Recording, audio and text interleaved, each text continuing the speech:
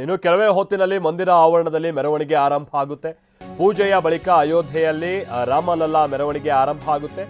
ಬಹಳಷ್ಟು ಮಂದಿ ಸಂತರುಗಳು ಕೂಡ ಈಗ ಆಲ್ರೆಡಿ ಮೆರವಣಿಗೆ ಸಿದ್ಧತೆ ಮಾಡಿಕೊಂಡಿದ್ದಾರೆ.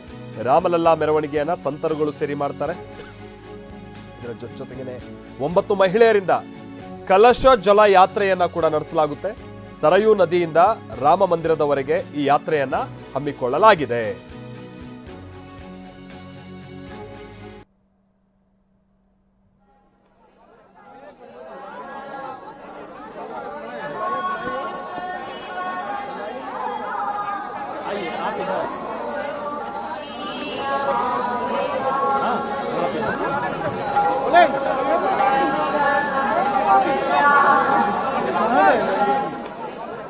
ನಾವಿಲ್ಲಿ ನೋಡ್ತಾ ಇದೀವಲ್ಲ, ಒಂದ್ ಕಡೆ ಈ ಕಳಶಗಳನ್ನ ಹೊತ್ತು ಸಾಗಲಿರುವಂತಹ ಮಹಿಳೆಯರು, ಇದಕ್ಕೆ ಎಲ್ಲ ಸಿದ್ಧತೆ ಆಗಿದೆ. ನಾವು ಅದನ್ನು ನೋಡ್ತಾ ಇದ್ದೀವಿ.